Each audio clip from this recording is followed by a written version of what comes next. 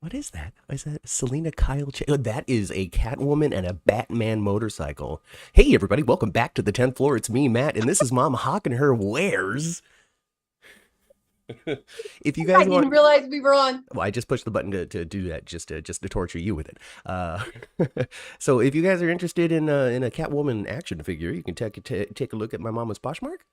Is that where Well, it's that's gonna not go? up there yet, but I It found will. it. Look at It's that. gonna be. It's Look gonna at be super that. cool.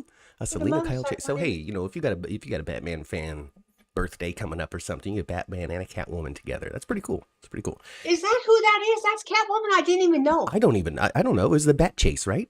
It's Selena Selena Kyle Kyle. Chase. Yeah. Batman is Selena Kyle. Selena Kyle is Catwoman's real name. So Batman is Oh, Bruce well, shoot. Wayne. Okay. Catwoman is Selena Kyle. I found that too. I don't think it's right, you guys. I don't think it's right. This whole Walmart thing and scanning prices, okay? These secret prices at Walmart is not right. And I'll tell you why. Because there's a big sector of our community isn't savvy for that kind of stuff and cannot figure it out. I'd almost call it elder abuse. With the self scan? With the secret prices in Walmart and Oh, stuff, okay. I didn't know where you got to have a smartphone and you've got to be able to do things to Oh, be able it's to figure out. ageism. Ageism. Yes.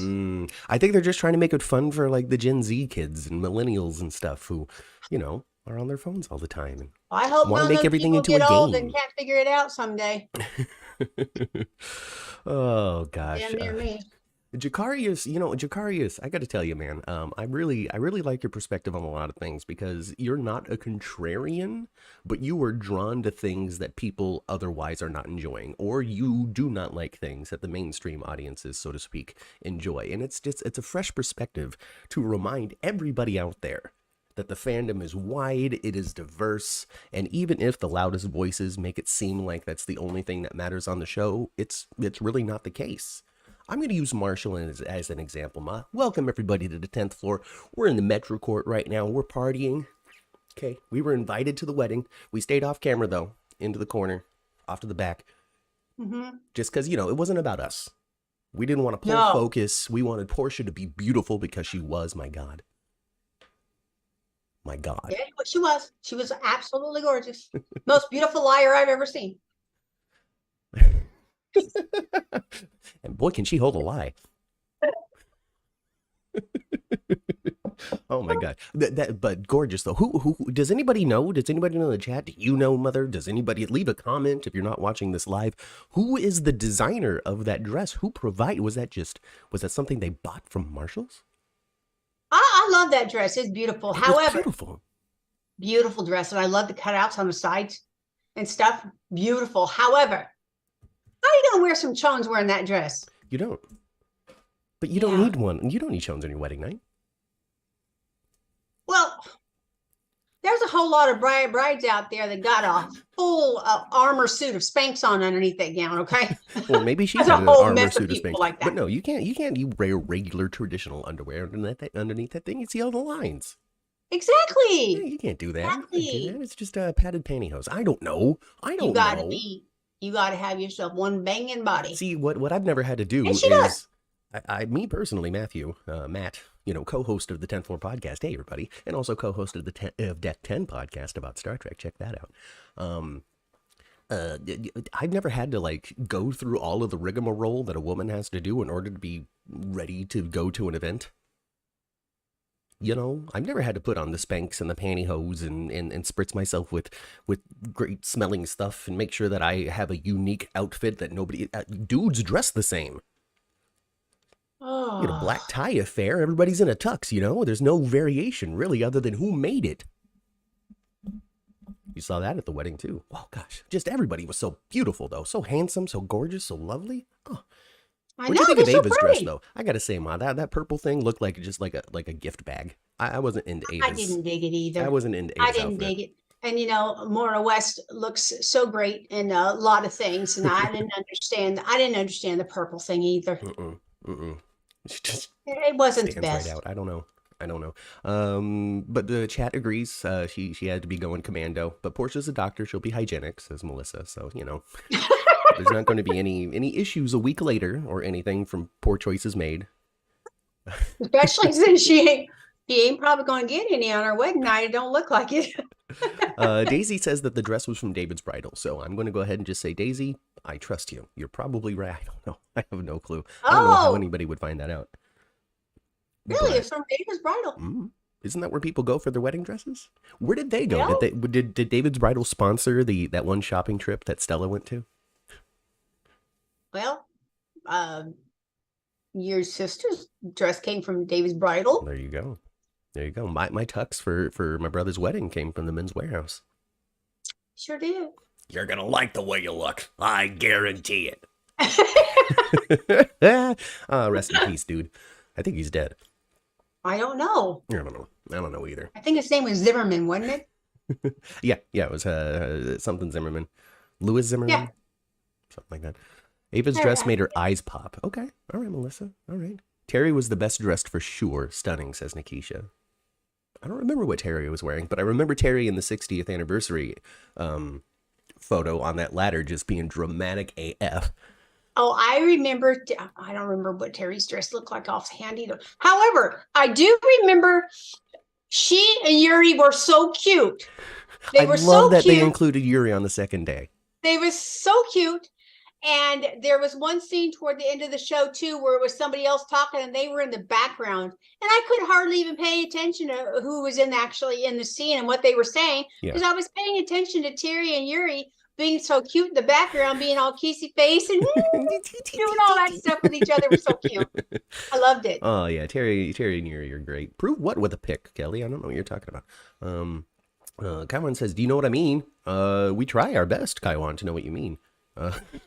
It's very shapely. This dress was very shapely, is I think what he was trying to say. Or they were trying to say. Kaiwan, I don't know if you're male, female, or how you identify. So I'm going to say they. Shapely? Shapely. It was a shapely dress. You know, it helped her shape. Yeah. It hugged her form. She looked curvaceous and beautiful. It was, I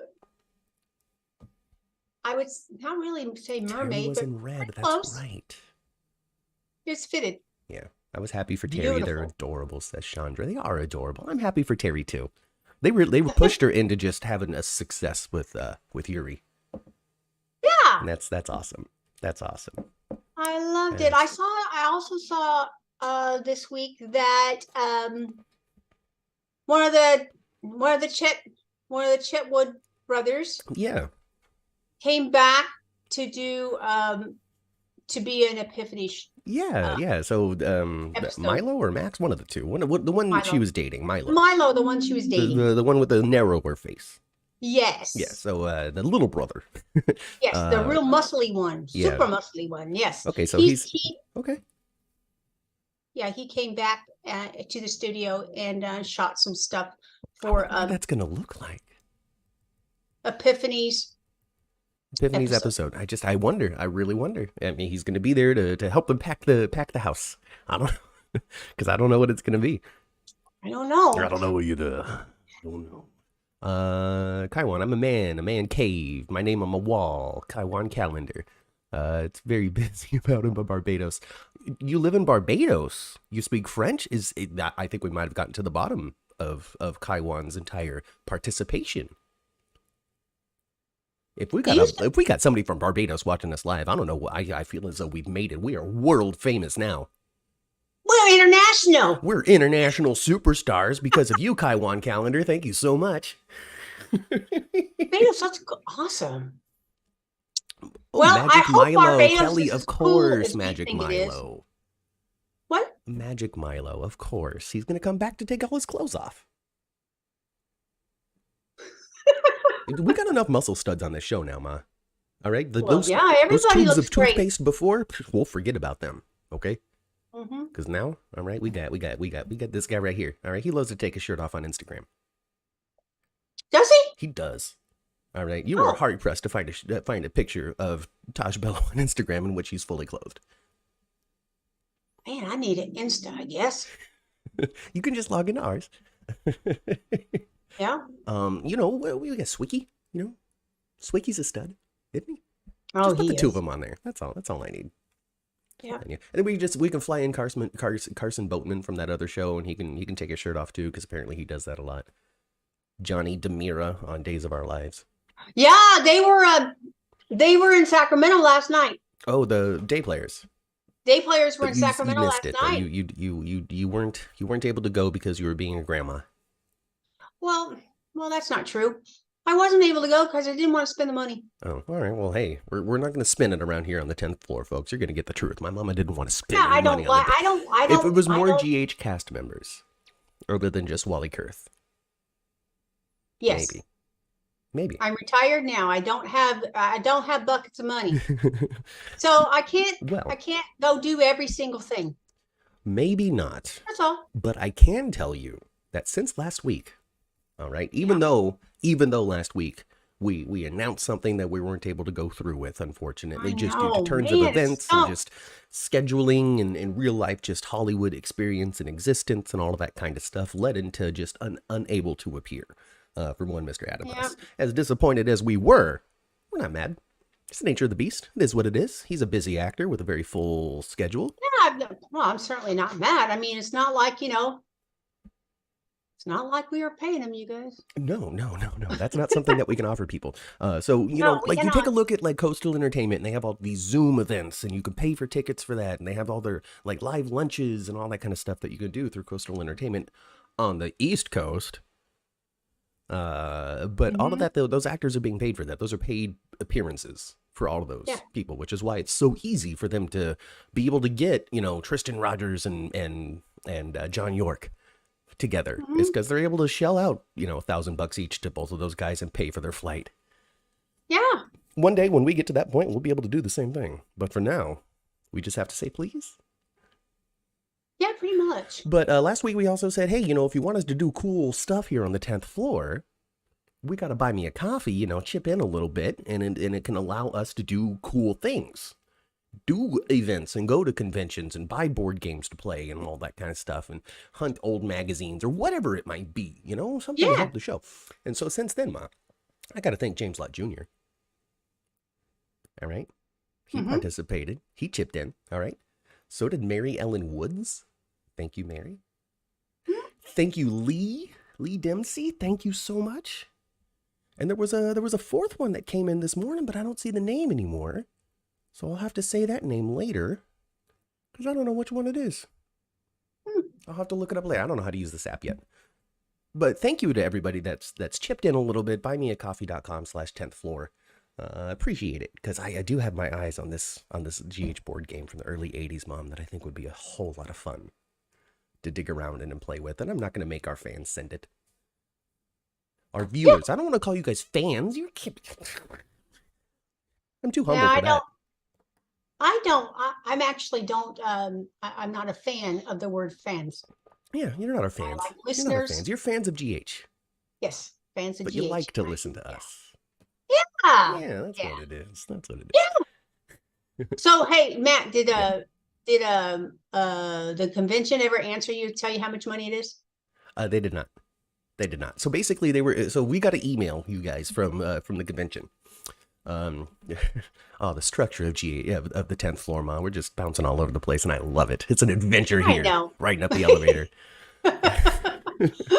So, folks, everybody, the General Hospital Convention emailed us saying, hey, oh, thank you very much, Kelly. Oh, James did. See, Kelly, you got to do one too now that I said thank you. So now you made me a liar. Anyway. So the convention emailed us saying, hey, we're going to call you on February 13th to take your payment information for tickets for the next GH convention. You get the same seats as you did last time. And I said, oh, okay, how much are the tickets? And they didn't get back to me. I guess the only thing they were interested in was getting my phone number and the best time to call. I guess, huh? So, but what I can do, though, is I can, right now, take a look on the website and see if they're available. But yeah, take a look real quick. Maybe they posted something yesterday or something. You know, if it's not that far away, really, it's like June 6th, 7, 8 or something like that. Yeah. So, I 5, mean, 6, if 7, they were something like selling that. the tickets for the people that came last year already, you know, pre-sale, get yours before everybody else, secure your seats now. If they were doing that on the 13th, then I would imagine the main tickets are going to be available March 1st or something like that. You would think, Yeah, huh? so I'll take a look at it. I'll look into it. Our intention is to try to go, Yeah. but if it's going to be a $3,000 investment, then probably not. So we'll see. But no, they never got back to me with what the prices were, so I can take a look at that later. But I would love to Okay. go again. I would love to go again, and then I would love to see maybe somebody that's been on our show there, like Ken again. Hang out with Ken. Yep. Do another set tour, get some better pictures than we did last time. Because last time we went to is like we explored the set, and at least from my perspective, I was not thinking of taking a million pictures, which I should have. Because I was having too much fun exploring all the little nooks and crannies myself and just having my own little intrinsic experience, Yes. Standing next to Yes. the Savoy sign, pretending like I'm about to go in. We got some pictures, but there could have been 400,000 more that we've done. So that would be my intention if we did another set tour. Yeah. Would be to Just take bring more tons of and it. tons and tons of pictures. Yeah, a million pictures and maybe have a special event about it. Maybe not a live YouTube broadcast, but a private Zoom or something where we can just have a intimate talk and not be worried about, public too much public consumption of this material that could potentially get us in trouble from the studio. You know what I'm trying to say? Mm-hmm. Yeah. Anyway, we'll see. I don't know. The future's bright for the 10th floor. I can't wait to see what's coming up. Thank you, Matt. Matt, you've donated $5. You've bought us a coffee during this. Matt, Lieutenant Commander Matt, the Matt, my co-host. Thank you, Matt. Thanks, Matt. Yeah. If he watched more GH, I'd invite him on here, but I think he's a Days or Bold guy. Oh, okay. So maybe we'll do a week of another soap. I don't know, Ma. There's so many possibilities for us here on the 10th floor. There it is. Maybe you can ask your friend that the 10th Floor Pier 54 podcast can help out with the board game. Well, I don't know. Pier 54 holds a special place in our heart. They were one of our biggest inspirations for doing this. Is because Yes. you Ma, you were doing your commute and you came across the AfterBuzz TV stuff with Yeah. Carla Renata. And also Pier 54. So you got like the big produced show with Carla, and then you got like the intimate friends talking Yes. on Pier 54, and you really enjoyed those. And there was a couple others too that I listened to Soap Confidential, I believe. Yeah, well, yeah, you did, and then you definitely listened to Stone Cold and the Jackal all the time. I listen to Stone Cold and the Jackal all the time too. I still listen to them some, but not as much as I used to. It's not the same.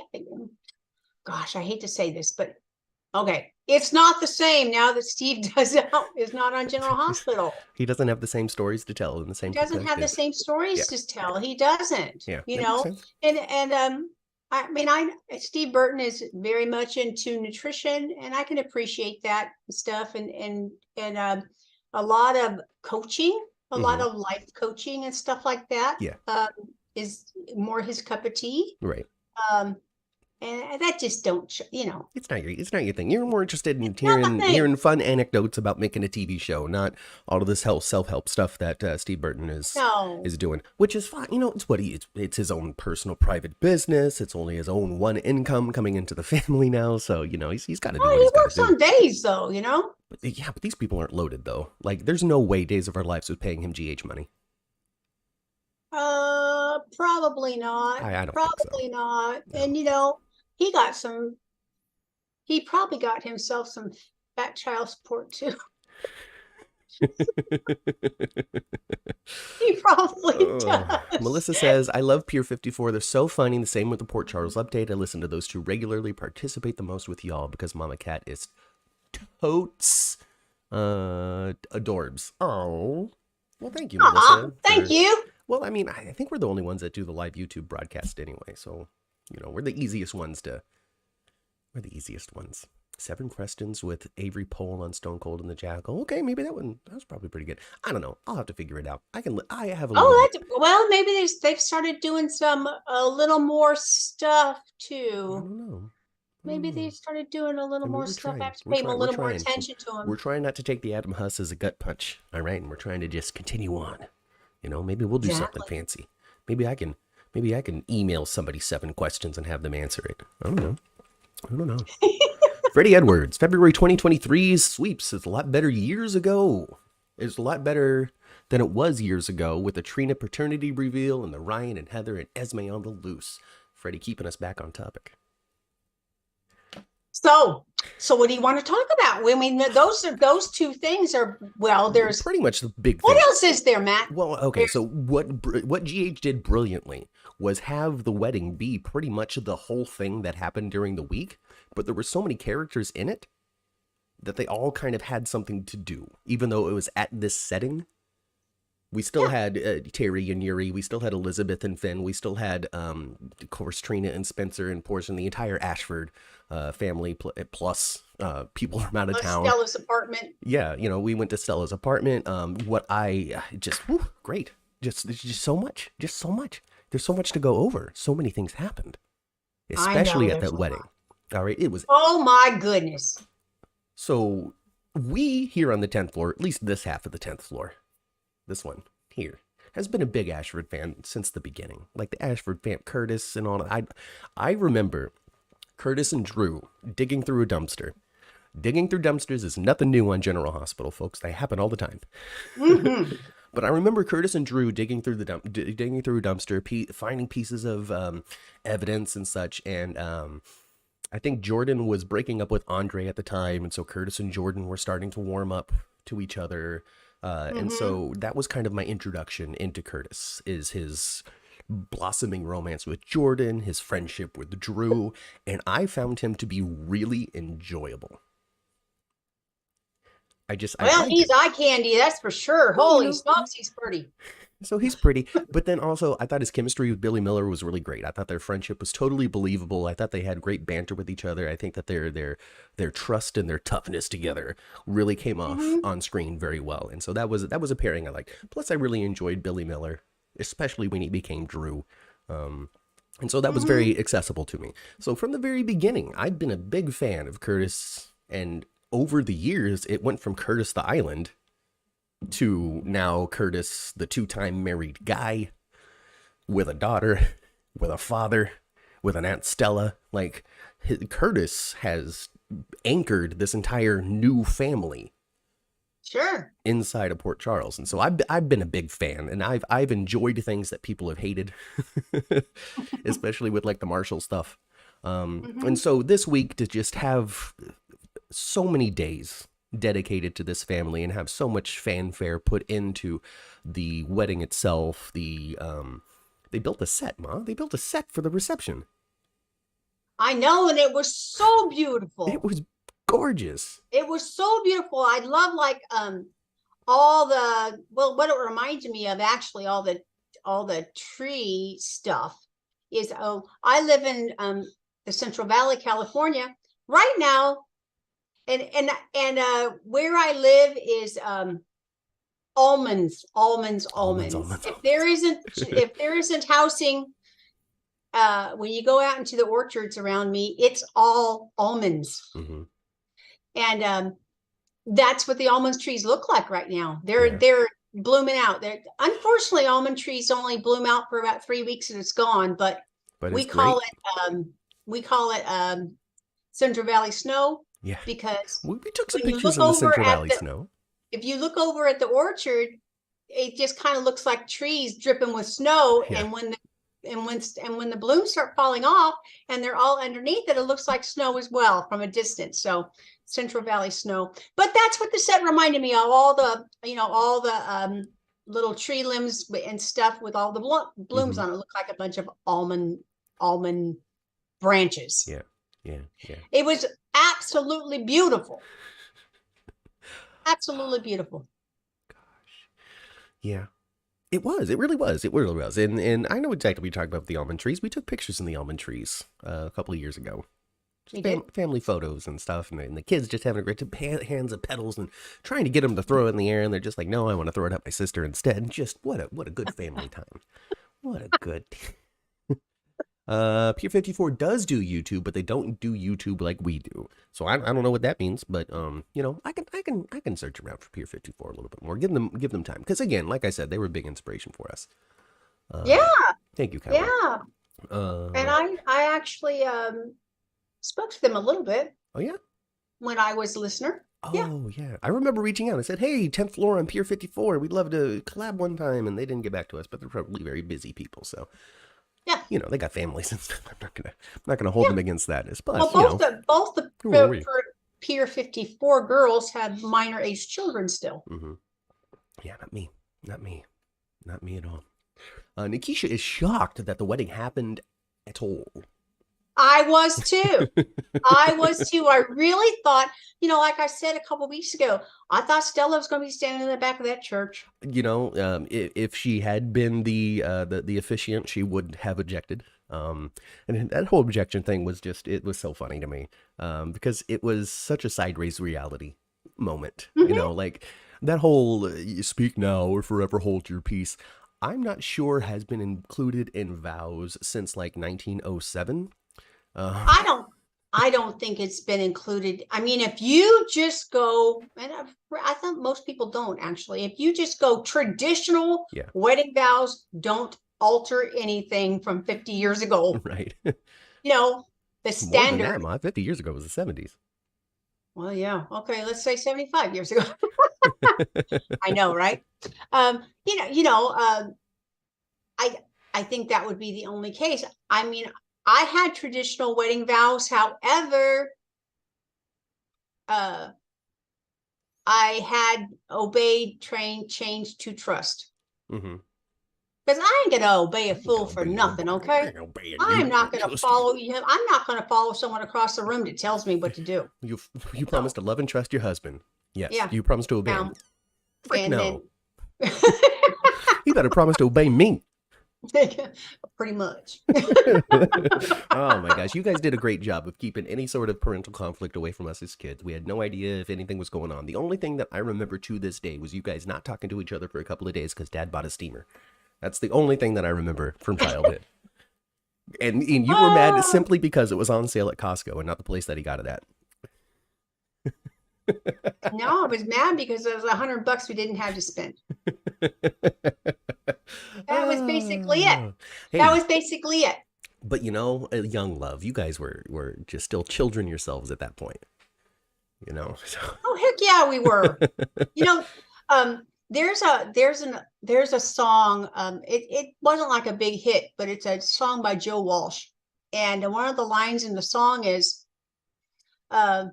"If you just act like you know what you're doing, everybody will think that you do." I mean that's great, but then also very dangerous because I'm experiencing that at work right now. They'll come up to me with a question about something that they assume that I'm doing that I'm not doing because I have no idea that it exists. Mm-hmm. It has to do with money, and stuff, spending and junk Mm-hmm. for the company that I work for, because we just don't have the right person in the right place that knows what they're doing fully to do that, and I've just kind of been this placeholder for a while, and so the lead accountants from Corpo will call and be like, so I need you to give me this, that, or the other thing, and I'm like, I don't have that. It's going to take me some time to put it together, and they're like, I need it now, and I'm like, what? And I'm like, sorry. You're not going to get it right now. It's going to take me some time to do it. And then they're like, I don't understand. This is normal policy and procedure. And my response at that point was literally, well, then you need to hire somebody that knows what the normal policy and procedure is. That might not have been the best move, because that is not faking it until you're making it. But I am not going to be held responsible for bankrupting this company because you guys didn't hire somebody. No kidding, right? Yeah. Anyway, back to Curtis. There is a heavy discord in the chat when it comes to Curtis. There are big fans, and there are people that don't really like him so much. Here's the thing. Curtis 5 years ago was way more compelling of a character than he is today. Curtis ain't up to much anymore. He's up to things with his girlfriends, and that's, well, wives. But Yeah, pretty that's much. pretty much been his story for the last 2 or 3 years. Has been the has. end of his relationship with Jordan and things coming up with Portia. So the last couple of years of Curtis has been very one note. Yeah, and he took off his PI hat. Yeah, and he bought the club. And that used to be part of his storyline. Yeah. And he took off his PI hat, right? Yes. Yeah, and then he bought the club instead because he wanted to get out. He wanted to get out of the deceit, the lies, all of that stuff that was pervasive in his regular life too. He wanted to just live an open and honest life. Yeah. Which is why Ms. Wu playing poker games in his back room is gonna really be a problem at some point. You would think so, and I've always thought that that was a poor move on Curtis's Mm-hmm. for Curtis. I didn't He was think he desperate. needed to tell Selena yes, and I didn't think she twisted his arm that hard No, to get her to it's say yes either. it's like he ran out of options for getting this file because he's like, "Hey Jordan, give me this file," and she's like, "Nah." It's like, "Oh, well, fine. I'll just go ask a criminal mob boss then." It was weird. It was a weird choice. But it Mm-hmm. was a dramatic choice in order to get Ms. Wu into the Savoy so they can pop that off at some point. You know, we Right? know why things happen. It just could have happened better, I guess. Yeah. But whatever, 5 days a week, not everything's going to be And pristine it and seems perfect. to me like he could get some help to squeeze her out of there. Get her out of the Savoy now. uh, hmm. Let's see here. Yeah, my goodness. Uh, there's so much chat. There was so much chat. I don't know. I'm gonna really need somebody to moderate for me, really, and like highlight the good stuff for me now because I can't keep up anymore. Yeah, there's a lot, Oh, huh? oh my God. Oh my God. Well, I mean, there was talk about Curtis. They're annoyed with Curtis and they like Curtis. They used to like Curtis before, but now he's not so great. Kelly says the line in your song appeals to everyday life when it comes to just faking it until pretend like you know, because then they won't. I agree. Oh. Oh my goodness. Freddie and Lee, thank you very much for participating in the chat today. My God. Bad dad? I'm so sorry. I got distracted by scrolling up. Moving right along. So Portia's lie that has come out. Okay, Stella just couldn't hold herself, could she? No, she could Stella not. could not. She broke at the first question, She practically. broke pretty easy. She broke pretty easy. I was actually kind of surprised that Trina wanted to leave in the middle of the reception and go over and see her. She had to know this. People were going to be looking for her. I guess I don't. Maybe she didn't intend to be gone that long. Maybe she wanted to show up with Stella as the surprise originally, because it wasn't like she was gonna go there and be like, "I need to get to the bottom of this." She was like, Right. "I need to go there and encourage Stella to come, even though she's sick." Yeah. So And then she got a shockaroonie when, well, I don't know if she was really shocked, but silly, sick at all. well, she walks in and she's like, "There's no cough drops, no Kleenex, nothing. You look fine. Mm-hmm. What's happening?" And Fully Stella dressed, got your couldn't lie. accessories on and everything. Couldn't lie. She's Yeah. yeah, I'm not sick. I just couldn't go in the right conscience. Mm-hmm. Oh man. So yeah, Stella couldn't keep her mouth shut. It is what it is. I don't know. I guess we didn't expect her to keep quiet. It's Stella. Um, Exactly. she's a meddler. I am kind of hoping though that another shoe is going to drop. I hope there's another secret that That would be maybe the nice. audience doesn't even know about. Well, I hope so. they do the DNA test and they find out that Portia's not the mother somehow. You What? you traded babies? Something, right? Well, which one's my child, TJ? What? Oh my goodness gracious. That would be One of the things I liked, one of the things I liked about the casting of Grandpa Robinson and Uncle. I liked the fact that they are dark-skinned African Americans and they look more like Trina. Yeah, I'm not entirely comfortable commenting on it. It's thoughts that I've had, but But I liked it because I don't though. know. I just thought it was just more Well, believable. to those who can help us out in the chat, let me know. Because Portia definitely is very different in tone than everybody that's been cast as her family and stuff. So I'm not sure if that even is that real life like or not. I don't know. I don't know. I don't even know if it matters. I'm kind of uncomfortable even asking the question. It doesn't matter. It doesn't matter at all. I just know found that it. it's been a topic. Like James Led Jr. did a whole special about like African American colorism in soaps and such. So I don't know. Yeah. I don't know. I don't have a horse in the race or anything. I just thought it lent a little to believability Uh-huh. that Portia has some darker skinned That's relatives. great. Yeah, Chandra's right there with you. We come in all shades. We love you, Mama Cat, for noticing and talking about it.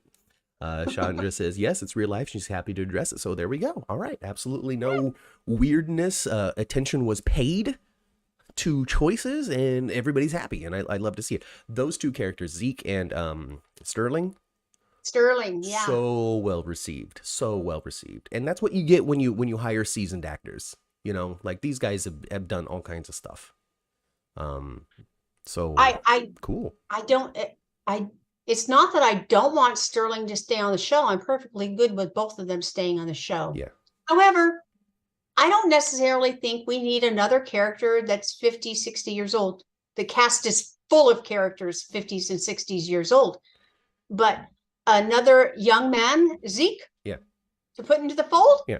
I love it. I do think that we need more cops. You know, I think it would be, let's fill out the cop roster. Let's fill out the hospital roster a little bit more. Let's, cops in hospital. Did they say what he does? Zeke the dad was, Sterling was a doctor. Zeke, I think, might have been I don't know. Was he a private eye? What was he? I think it was something. It was something. I don't remember what it was. I do remember that Dr. Robinson, there are two Dr. Robinsons. Portia and her dad, yes. Sterling. Yes, Sterling Robinson. And then the mom, I guess, is sick. Portia's mom is sick. So what they did was they opened up the chapter of Portia's family for them to explore later on. Now, the actor who plays Zeke, I don't know his real name because that's what we do on the 10th floor. We don't learn things until 8 weeks after they happen.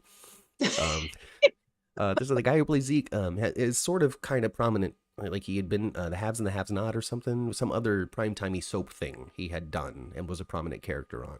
He'd done a little GH before, and so the question for me is, did they hire this guy because they're like, oh, look at you and your success, this will be kind of like a little cameo, Portia's brother played by this guy, it's like when they bring in Sally Struthers or something, or is this intending on doing more, being more, bringing more? In addition to Sterling and Zeke, we also got the warden of Shady Brook or whatever it is. He was at the hospital giving Laura the update, and he's an African-American guy. And then we also had that detective come back as well. The detective that was investigating the hook a couple of weeks ago. He showed up this week as well. Yeah. Yeah. They said Zeke went his own way, so I guess they weren't specific as to what he was up to. Oh, he got some shadiness around him then. So he did give Curtis some weird looks during the wedding.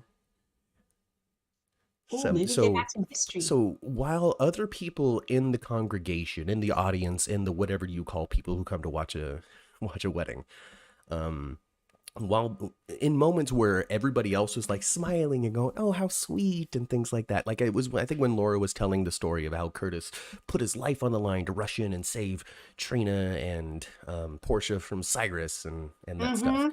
Everybody else in the audience was like, oh, such real. And it's so funny too. It's so funny. Like, can you imagine okay, so you put me up there. What would I would have said? Thank you for saving us all from my crazy ass brother. Thank you. Thank you.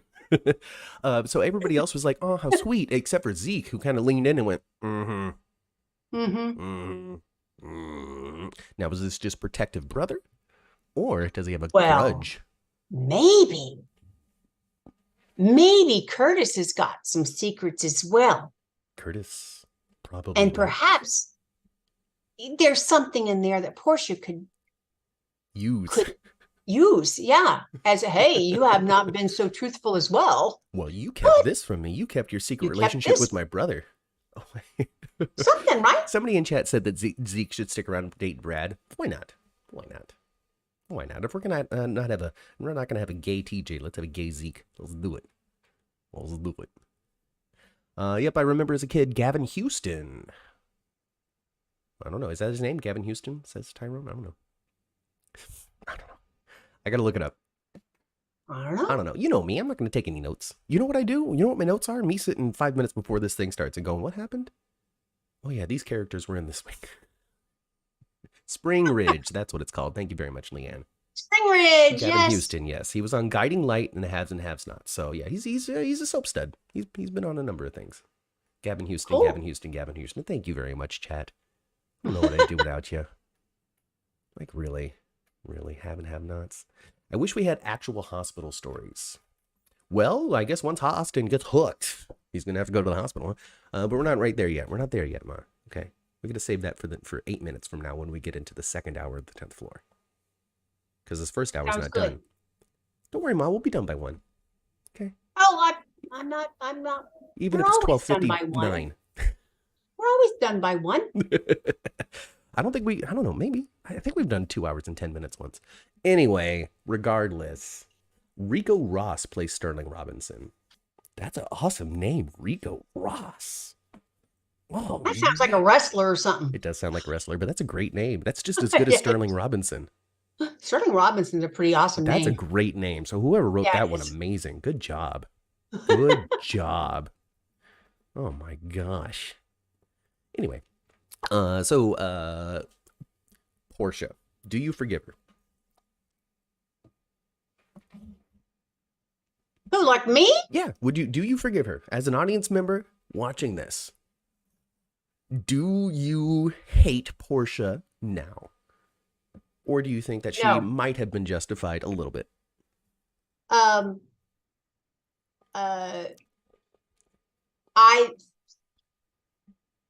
No, I don't hate Portia at all. Do I think she's stupid? Yes. I do think she's stupid. However, and because come on, she should have known with going along, and Jordan being in her face so many times, and seeing Jordan and Stella with their heads together. It was, the writing was on the wall. You better say something. You better say something. You better say something. It was on the tip of her tongue. It was on the tip of her tongue. She should better say something. You better say something. You better say something. She didn't. She should not have any different expectations than exactly what happened, because she did not do anything to make sure it didn't happen that way. I think that everything wound up happening the way she expected it to. She knew it was going to be tough and dramatic with a lot of tears. She knew it was going to be very hard and potentially ruin the relationships that she has with all 3 of these people: Curtis, Taggart, and Trina. I feel bad for all 3 of them. I feel so bad for all 3 of them. I don't feel so bad for her. That was a nest she made. Yeah. And for it to expect that to be hidden for the rest of the time was lame. So we talked about it before, and you had said, I had reserved a comment, but you had said that of the players in this story, the person that you would feel the worst for at the end of the day was Taggart.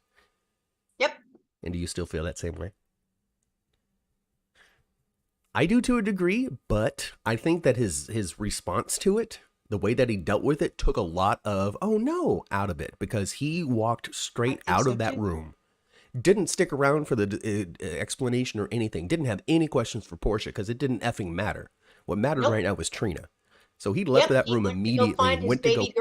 Went to go comfort her, called her baby girl, all that stuff, answered her questions honestly, and said, this is nothing. This means nothing. You've always been my little girl. You're going to be my little girl.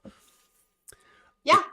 It's like he wasn't affected by it, other than wanting to be even more of a father now than he was before. Sure. I thought Taggart just handled it so beautifully. Regardless, sure, he's got to have some feelings underneath that. But the fact that he removed himself from it, he didn't stand there and call her a name or even look at her sideways. Really, he was just like, see ya, and went to go comfort his daughter. Yeah. Yeah. I still feel really bad for Taggart, but no, I think he was just his ability to raise to the top of the situation. Was beautiful. Yeah. I think currently I probably feel a little worse for Curtis. And of course, I feel the worst for Trina. Yeah. When she said, "I don't know who I am, and I certainly don't know who you are." Oh, yes. What a line. What a line. Now, Daisy wasn't a big fan of Trina this week. Daisy, I would like you to say specifically what it is that you just didn't enjoy about the revelation, because I'm curious. You just said you didn't like it, but I want to know why. The only thing that I'll give a Portia a little kudo for this. I think Portia did the right thing by telling Trina, go ahead and invite that stupid boy I don't like. I think that was the right thing to do. Yes. Yeah. Yeah. Totally. So I thought Portia did the right thing when it came to Spencer. Cracks me up though. I love watching Marshall when Spencer's in the scene. Yeah. Because he just mean mugs the hell out of him. Oh man, I love Marshall. So when it comes down to it, for me, when it comes to the Portia lie, all of that kind of stuff, has she had a little bit of time to speak of? Yes, she has had a little bit of time to speak up. She's had 2 years really to speak up about this, and hasn't. She should have told the truth when he asked her. When they wound up back in the same town. It's very tough. Okay, because, and here's why. And this was the statement that was missing from Portia's mouth when she was talking to Curtis about their history, their past, and why she didn't tell him anything. Mm-hmm. She missed the. You were also a crackhead for 5 years. You walked out of my life, never turned back, never wanted to talk to me again, and then I find through the grapevine that you have fallen hardcore into drugs. No, even if you were my child's father, you were not my child's dad. Okay?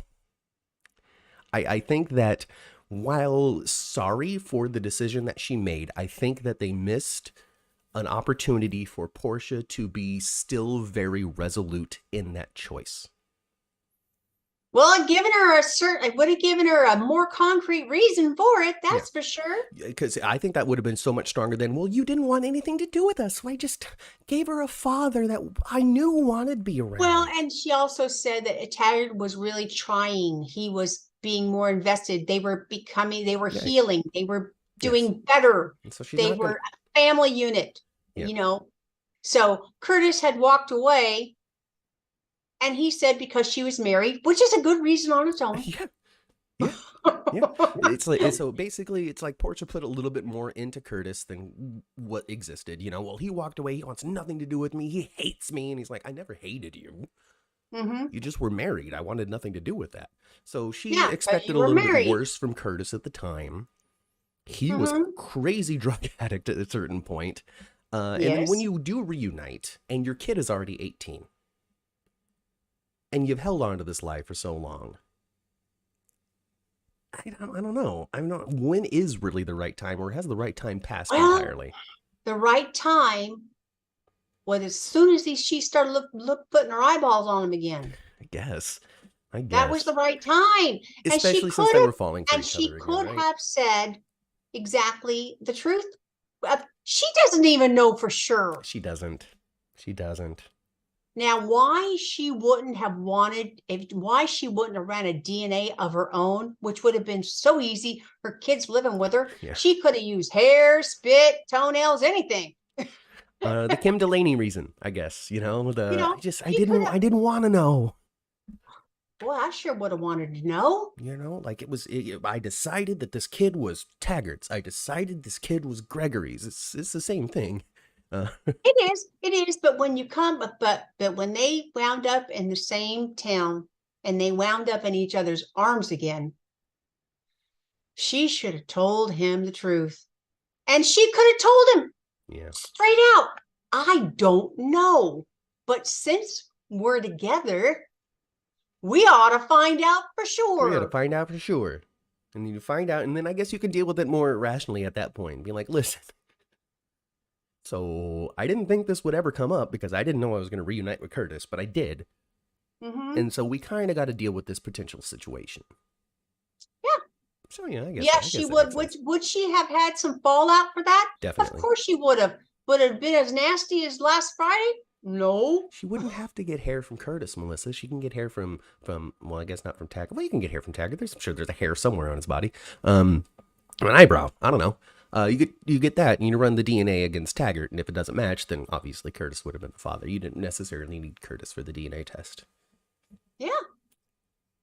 Anyway, Daisy says that the actress is good, but when it comes to emotional scenes, she's just not that strong. Maybe if she didn't try to cry it out, it would have been a little bit better. So Daisy just didn't connect to the tears that was being produced. Okay. It's fine. It is what it is. We all like our own things. So long as you're not sitting there saying that she's the worst thing ever and needs to be fired, you can have an opinion. I I thought it was pretty good. I liked all of it. Yeah. I liked all of it. I liked the grandpa playing his clarinet finally too. I liked it. Mac lacked the emotional punch past reveals. I don't know. I guess I just have different feelings on it too, like a lot of other people. It missed you, Daisy, but that's all right. But for me, that one final line, the one that you quoted earlier, with the "I don't know who I am, and I certainly don't know who you are." Oh, great. I also enjoyed Taviana's portrayal of, even though it was a really cliche line and something that I think, to me, anybody with half a brain knows the obvious answer to. But the question of, when I was a little girl and you told mom to come get her daughter, did you ever, like, everybody knows that's come get your daughter doesn't mean I'm not your father, right? Well, yeah, but she got a knock for a loop. Yeah, she sure did. But immediately, Taggart's there going, of course not. Never once in my life did I ever not think that you were my daughter, nor do I think that now. Huh. Gorgeous, just gorgeous. I don't know what's going to happen with Curtis and Portia. Curtis loves to get divorced and are annulled because of lies, so maybe it's over already. Boy, I tell you what, if I was Curtis, I'd say, forget all you women. I ain't gonna have nothing to do with you anymore. Yeah, right? You waited until 5 minutes after we got married. Yeah. And then another chick lying to me. Another one. Already. I gotta get married for somebody to tell me the truth. Yeah, I gotta get married for someone to be honest with me. Holy smokes. It's awful. Hey, Nathan, welcome to the show. Or Curtis. So, on top of all of that, we had Trina and we had Spencer running off to go talk to Stella, who just couldn't keep her mouth shut and stuff. And they came back to the wedding, okay? Trina leaves with Portia, leaving Spencer alone with the men. Yeah. So what's going on, Spencer? Oh, Stella was even cryptic, so I don't even really know. I just know that there's something that Portia needs to tell Trina. Well, what is it? What's going on? Now is not the time for chivalry, son. Says Marshall. Super good. Well, Super good. Those Cassidines and their manners. Oh, yeah, especially Spencer. They polite you to death. They would. It'd be uncouth for me to say anything. Now's not the time for being uncouth. Now's the time to just what's going on. And rightly chosen. And then when Trina goes to leave, who's standing there in the doorway? Both of them. Look at them. My two daddies. And then you have Curtis with Donnell Turner's classic concerned look. He's got a very specific "I'm concerned about something" look. While Rial Andrews gave us what is going on, like a different level of care, interest, and stuff. And I don't know if that was purposeful on the actor's part or the direction, but to me, it definitely showed the difference in relationship that Curtis and Taggart have with Trina. Oh, sure. The very different relationship that they have. Curtis was more interested in what's going on with Portia. Taggart more interested in what's going on with Trina. As much as Curtis wants to believe that he's a daddy, still not quite behaving like Trina's his whole world. But we'll see how that changes. I don't know. Having genetic blood children would mean everything to Curtis. It would. He wants them so bad. Yeah. He said it a couple of times in the last couple of months, and she's always been kind of coy and evasive in a way. You would have a baby. You're already the father of my daughter. But now's not the time to raise her. She's been raised. The only thing you can have is an adult relationship with... That sounds wrong, but you know what I mean. Well, you're not gonna help her with her math homework. No. You're not gonna hold her hand and help her go across the street. No, you're not gonna get that child bonding. No. Yeah. No, she ain't never gonna push her on a swing or show her how to ride a bike. I mean, unless they do it because she bumped her head and gets amnesia and he's got to teach her how to ride a bike and do a swing. Well, hopefully, if she ever bumps her head and gets amnesia, she'll wind up with better parents than poor Esme has. Mari J, I wish Trina had walked back into the wedding herself without Spencer. It was a very powerful moment. She didn't need anyone standing by her. Interesting perspective, Mari. Every once in a while, I think that people just find the most intricate detail, the tiniest detail to find a problem with. It's just interesting. It's interesting. You know, I'm not sure having Spencer standing in the vicinity of Trina when she walked back into the wedding took anything away from what she was saying, because he had nothing to say to it other than being there. Interesting. Yeah. Interesting. So many good things to think about sometimes, Ma. Spencer's really trying to be better, be less of a Cassadine, but I don't know, he disappoints Trina on the regular, even now. Yeah, well, the whole so seeking custody of the baby, Esme's baby, is very, very Cassadine. Even Victor was like, brilliant move, bravo, son. Oh my, I couldn't have come up with anything better myself. You know? Yeah. So very Cassadine. But then also at the same time, I don't know if this is Cassadine or if this is just, I don't know, because Valentine would behave this way and Nicholas would behave this way, I think, where she's like, get me out of here, and he has nothing to say other than following her out the door to get her out of there. Valentine would do that for Anna. Oh, he'd say, let's go, darling. Let's go, darling. So, I don't know. Maybe he is the little perfect Cassadine. Now that he's going to have to be the new Nicholas since Nicholas is dead. Or is he? Or is he? So this is going to be perfect, Ma. This is going to be perfect for Ava, okay? What's going on right now? Okay, they open the door. Felicia and Ava open the door. There's Ryan, okay? Because Ryan's broken out.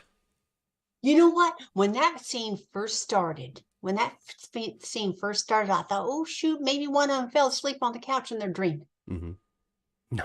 Oh. No, it's real. It's really real. It's really real. But this is going to work out for them. It's especially work out for Ava, okay? So provided everybody survives, provided everything is A-okay. Now, I don't know what the future holds for Austin. I'm sure Roger Howarth is going to be okay, but when it comes to the character of Austin, I have no idea if he's going to sink or swim. But I don't know. I think that's Heather in there with the hook. I think that's Heather in there with the hook, too. I don't know if he's going to live or die. We're going to find out on Monday. Like I said, Roger Howarth, he's going to be around anyway. They'll just find somebody else for him to play. I just don't know what the future holds for Austin. Here comes Todd. Whatever it may be. But this is really going to work out for Ava, because if she survives, then now she has the perfect. Heather and Ryan came in here and killed Nicholas. That's true. I didn't think about that. Yeah. Heather and Ryan came in here and bashed Nicholas over the head. Unless somebody has some savvy and goes, no, he got 48 hours. He's a little more dead than... He's a little more dead. A little more dead. We'll see. I mean, this is the PCPD we're talking about, so...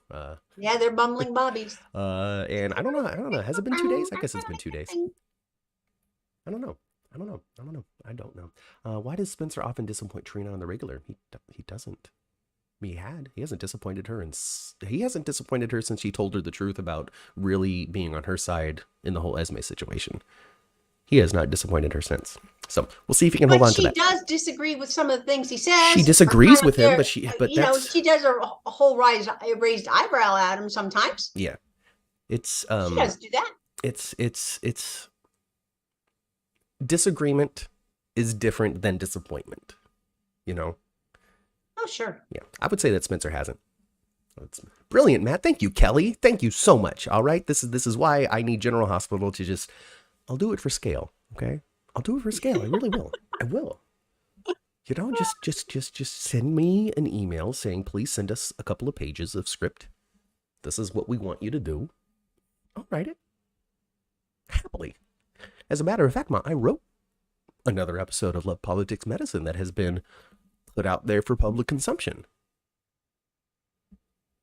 You're behind on my career, but that's okay. I saw something on Twitter, but I thought it was something that was already out there. No, so it's another episode. So the first one.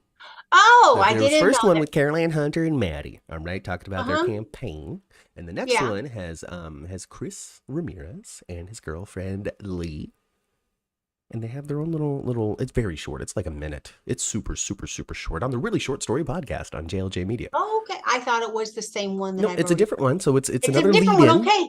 It's another teaser lead in, so you can kind of get to know these characters a little bit. But I want to say, Ma, these actors that James had chosen blew my socks off. This thing's only a minute long. There's not much to it, but these two actors, holy smokes, mother! Like, I put some words on a Word document on my computer, and in that I had like tone and voices associated with them in my head just because, you know, I created the story. Of course. But then I have to sacrifice that, you know, I have to let that go. So we give it to an actor, so the actor can bring their personality, their interpretation, all that kind of stuff into it. If I wanted to, I could write paragraphs about how to deliver every single line, but that's not how it's done. So with their interpretation, with their experience, with what they think these characters are about, with the little blurb and all that kind of stuff, I tell you, Ma, it was unlike what I had imagined and 10 times better. Oh, I'm going to have to listen to that minute. Just so good. So if you guys have a chance, please. Oh, thank you, Leanne. 342 easy listen. See, look at that, Leanne. And you know, most of that is the theme song and then the ads. So that 3 minutes and 42 seconds is really like a minute and a half of real content. But listen to the whole thing anyway. Listening to the ads and getting a completion on the listen is helpful to the program on its own. Anyway, super good, super fun time. But hey, you know, if GH wants me to write something, all they got to do is send me an email. I'll do it. I'll do it. I'll write for Cameron. Well, Matt's been writing stories for a long time. You were writing, you've been writing stuff forever, Matt. You were a teenager. You were trying to write. I've got all kinds of unfinished stuff. I've got a million unfinished things. A million unfinished things. And hey, lo and behold, I finished something and it gets put into production. Yay! That is just, I guess, use that, folks. If you're in some sort of creative endeavor and you find yourself constantly starting new projects within this creativity and don't find yourself finishing them, push yourself to finish something. Because if you do, who knows what's going to happen? If I didn't finish this Love Politics Medicine series, not like I would never sent it to James. It would be in your pile of unfinished. It would be in my pile of unfinished that nobody else has read or experienced but me. So yeah, take that as inspiration. Oh, goodness gracious. Thanks for coming, Freddie. Blame Heather for the hook while the real one is still going to Kelly's for BLT. Ha! I don't know. At this point, I think the show has decided that Heather's been the hook the whole time. Maybe. That whole take some heat off of Esme thing wasn't because she's covering for the hook this one time. It's I need to go out there and hook another person because Esme's locked up and that's going to take the heat off of her. Well, it would kind of make sense why Ava would be the first hook victim then. Yeah. If it really was Heather the entire time. Yeah. Because she would have more than one reason to want to take Ava out. Especially being Ryan's current, you know. But then, I don't know, Heather didn't know that Esme was around at the time or something. So, I don't know. But you know what made me think that maybe, even though he's crazy, Ryan doesn't seem to be so enamored by Ava any longer. No, now he's mad at her. Because he said to Felicia, he would kill Ava. Yeah. Felicia's his insurance policy, and Ava wasn't mentioned. Yeah. And also, Felicia was starting to give him lip and trouble, and so he put the gun on Ava. Yep. So yeah, he's not so enamored anymore. It's like this weird, crazy, ness. I don't know. It's like this weird, like, I don't know how to describe it because he's just so insane. And Heather's so nuts. I don't even know what she wants. To have a relationship with her daughter. I guess. It's like the only kid. One thing I noticed this week, I don't know, you guys, did anybody else notice this? Allie Mills, they showed quite a bit of like her arm and her hand. And her hand and arm looked 85 years, 90 years old. It was completely full of age spots and bruises. Huh. I mean, the skin on her arm and her hand did not look like it. She looked really different than her face. I don't know. Maybe she just got It was sensitive really, arms. it was extremely noticeable Mm-hmm. when I was watching. I wonder if they used a just like a stand-in or something for that, and just Well, and or I've heard, that she is not, she's not a spring chicken. She's in her 70s, I heard. yeah, Allie Mills is like 72 or 73 years old. And she doesn't look it to me, but her hand and her arm sure did. Well, Alexis is also in her 70s. No, she's 66. Nancy Lee Grahn is I 67. don't think so. I'm gonna look it up right now. So, babe. I'm gonna look it up right now. So You think you know things, Ma? You don't know anything. You didn't go to school. I don't know anything. You're right. I don't. I did go to school, but I'm I went kidding. to school in the 70s, and She is 66. You're right. I decided that she's older than she actually is, but that's okay. That's a spring chicken, says Kaiwan. Hey, oh, there we go. Hey. Well, that's good to hear. I'm 61, so that makes me a really Mom's right. You're right. young chicken. You're right, Ma. Jeannie, I'm sorry. Mom, I'm sorry. I'm sorry for being wrong. I'm sorry for believing that somebody was in their 70s when they're actually 66. I am sorry. Should I just go? Anyway, Should Allie, no, I'll stay. I just noticed. I don't know. I just noticed. Oh, whatever. She's still got the strength to hook people, though. We're gonna find out if Austin's dead. I don't know. So I tweeted in jest. I don't really think this is gonna happen, but I thought it would be funny that she's got the hookup. Austin turns and sees Heather and goes, "Oh, everything's going according to plan." Because she's the woman that Mason's working for. Yeah. So any number of things can happen. We could wildly predict just like Danny's dead and be super wrong.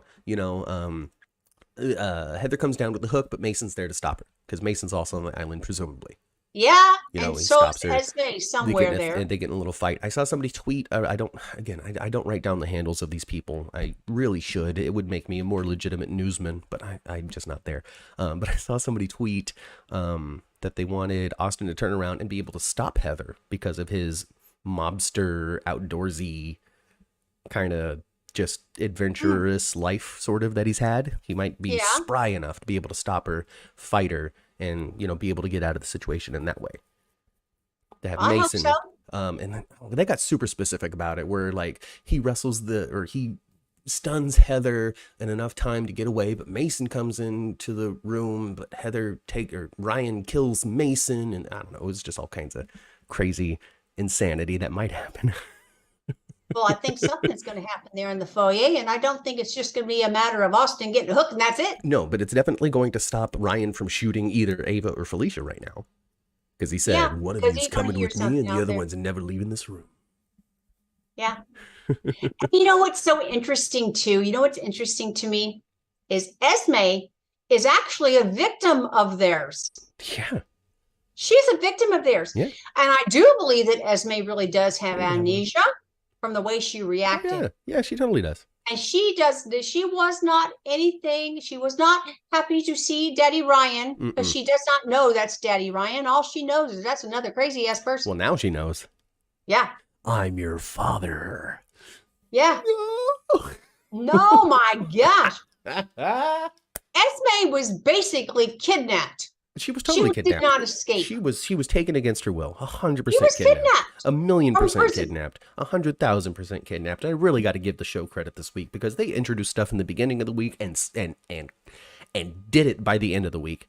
All right? I know. If this was 6 months ago, it would have taken a month between Ryan getting the knife and them escaping. There would have been 4 to 8 weeks in between that. But we got him getting that knife on Monday, Tuesday. And he was using it on Friday. He sure was. Okay. He killed that guard lickety-split, didn't even think about it. Took his jacket, went straight to Windermere like he had a plan. Yeah, he did. Ooh-wee. I still don't feel sorry for Esme, says Daisy. Daisy is one of our most unforgiving audience members, and it is super fun. Well, I didn't say I felt sorry for her. But currently, she is another victim of Ryan and Heather. She is. Right now she's definitely a victim. And simply because of the amnesia. If it wasn't for the amnesia, she wouldn't be a victim. No, she wouldn't. No. Because you have to consider, for me at least, you have to consider Esme as a different person right now than she was when she was introduced. Because it's so tough. I tweeted Legal Eagle, which is another YouTube channel, about this. Because I really want them to to do soap law because I think it would be super fun. But they're a really big they're a really big YouTube channel, so they probably won't. They probably don't even know I exist. They got millions of subscribers and stuff. But lawyer Mr. Stone Esquire, he goes over like law and stuff. He goes over like TV law and every once in a while too, where it'll be like, well, this court scene makes absolutely no logical sense because that's not how it happens in real life, and here's why. I want him to let me know what the legal ramifications of amnesia is when it comes to a criminal. If you literally have no recollection of doing these things, or no recollection at all of the life that you have lived that's turned you into the person that you are today, and have been actively behaving as a different individual entirely for several months, are you still on the hook? Are you still the same person that you were before you hit your head? Well, it's been proven on General Hospital over and over again. No. Yeah, you're not. You're not. You're not. I mean, look at Jason. So, yeah. I mean, and Jason was torpedoed into that rock by AJ. Okay, he didn't just go, "Oh, my head, ow." He was I think he had like a thing. Yeah, he was. And I believe he had a skull fracture and everything. He's a mess. He was a mess. I mean, they didn't show it because they didn't have the special effect budget. It was all off screen. You heard Ned on the phone going, brr, brr, brr, and then there was a crash outside. He goes out and he can see AJ's over here and Jason's over here next to a rock. So basically, and then the tree's back here. So you put 2 and 2 and 2 together and you get 6. And that I think he was torpedoed through a windshield first as well. Yeah. And then into a rock, a boulder. Goodness. So, a boulder rock. Yes, a boulder rock right there on the Quartermain property. What has happened? Did they? You're a Quartermain, Ma. Jason gets torpedoed out of the car because of AJ and smashes his head against this boulder that's on your property. What do you do to that boulder? Do you get rid of it? Do you keep it? Do you smash it into little pieces and throw it in the ocean? I'd get rid of it. It was 1994. Effects were as good as today. I didn't say the effects were bad. I said they didn't have the budget. Yeah. And I would say that the special effects of today haven't used like, they haven't used like great budgetary things in a long time, and they haven't went to other places that much either. Yeah. Well, no, on location shoots have definitely gone away. That's why the Carly and Drew thing got so much attention, is because that was the first time they had gone on location. Yeah, went somewhere other than Prospect Park. Yeah. I mean, it was Rocky and Wendy. I mean, this was the Drew, I love you so much. Carly kept on having to pull the hair out of her face because instead of just tying it back. So windy that day. Well, let me ask you this. Let me ask you, what did you think, Matt, of the Tano at the English side, or wherever they are? Where are they? Oh, yeah. Of course, they're always going to use the Tano. Yeah. So Maggie's bar is the Tano. Yeah. Just a little bit different. Well, that's what they redress. And chat told us, I don't remember who it was, sorry, but chat said that the reception hall was basically just a redress Metro Court set. So, it's what we do. Oh, yeah, it was. It's what we do. So, yeah, looked totally different. But fine. The Tano, Maggie's bar looked like the Tano. I mean, it just didn't have the ornate bar in there. You know how it used to have like really, carved bar? When it comes to bars, how much variation in style is there? There's not a lot. Anyway, it was just very recognizable as the Tano. And I thought all along that indeed was Maggie. I thought she was lying all along and it was Maggie. Oh, very obvious. No, I was dummy because I should have put together the name of Maggie O'Connell or whatever her name was as an Irish lady, but I didn't. I was like, oh, this isn't what I expected, and then I should have. Oh well, whatever. She reminded me of somebody who was right straight out of Ryan's Hope.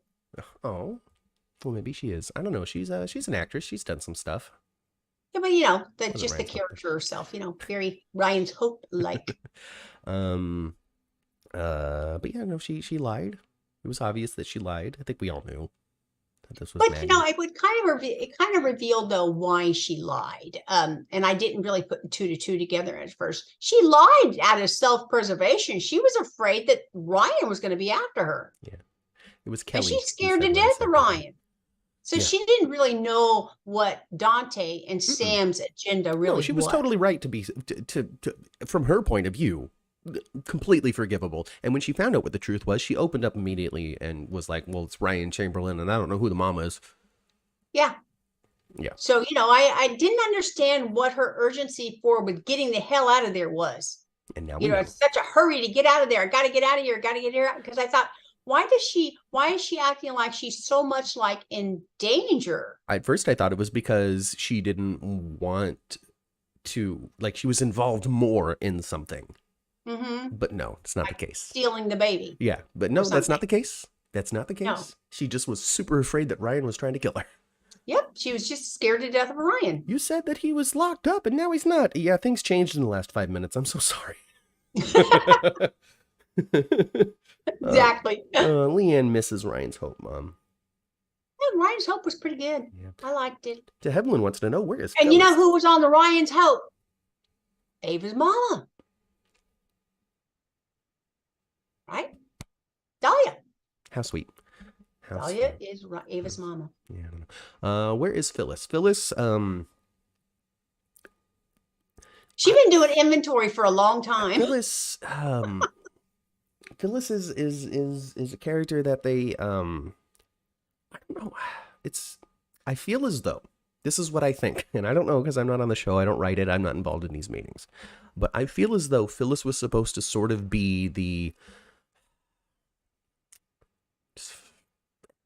guardian angel, conscience, sounding board, or something for Sunny and Nina.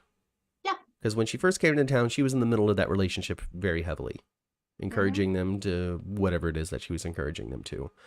Since then, they have lost their focus on the character in favor of other things. I think that is just a matter of having ambition that wasn't followed through on or wasn't able to be followed through on when it came to Phyllis. So at this point, where is Phyllis? Off the show. Yeah, pretty much.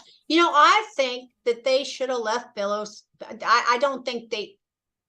The only reason why I think this is because they didn't do anything with her after they brought her to Port Charles. I don't see the point of bringing her to Port Charles at all if they're not going to do something with her. And putting her in Charlie's, where you see her once in a great while cleaning a highball glass, is not doing anything with her. No. She needed to be dating Marshall or something, you know. Yeah, something. Kidnapped by Ms. Wu, something, I don't know, surrogate mother to Mike, not necessarily mother to Sonny. You know what I'm trying to say? Yeah, I don't know. I would have loved if you're gonna use her in more of a like the role that she's using. They don't use her very much at Charlie's, but if they were gonna use her in that way where she is running a business, I'd much rather see her at Kelly's.